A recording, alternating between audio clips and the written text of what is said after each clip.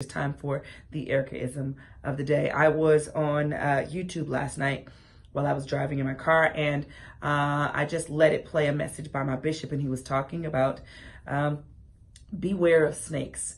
That was his message, but he was talking about Eve being in the garden and how in Genesis 3, I believe it is, when the snake was talking to Eve, what he did in that instance was made her doubt God. His question of making her doubt God made her forget exactly what God said. So she said, the woman said to the serpent, we may eat from the tree of the garden, but God did say, you must not eat of the tree in the middle of the garden. You must not touch it or you will die. That's not what he said in Genesis 2, he actually said, you must not eat from it. But he also said, you can eat from every other tree in the garden. In the whole garden that was fed by 4 different rivers, you can eat from every other tree. But somehow, some way, Satan deceived her to go to that specific tree. The one thing that God told her not to do, that's the very thing that she wanted to do. Revelations 12 calls it Satan, the deceiver of the whole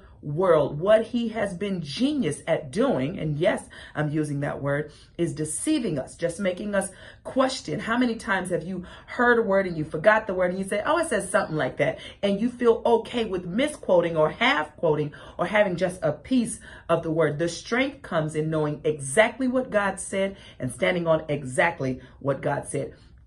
Not the question that was posed to you. Well, I think it says something like, you'll never be accurate if you're guessing. And the easy way to fix that is to just get in the Word of God and to understand that the enemy's job is to deceive you, is to trick you, is to twist the information, is to make you second guess, is to make you doubt, is to make you turn away just a little bit. He'll never tell you don't go to church. He'll just let you sit in church and be consumed by everything else. He'll never tell you don't help. He'll tell you to help, but then your heart is not right. You're helping to make yourself feel good. So you can say, oh, hey, everybody, you know I'm helping. He always wants to twist it. And that's what the enemy does. That's where he gets us. That's where he allows us to make a misstep. He doesn't tell you, oh, you shouldn't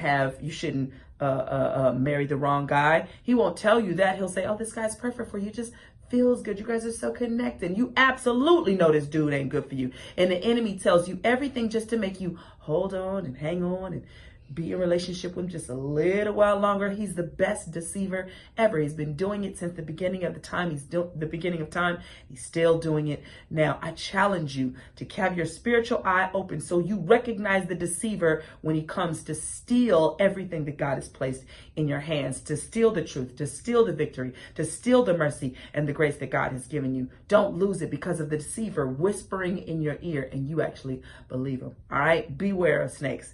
That is my Ericaism for today, ladies and gentlemen.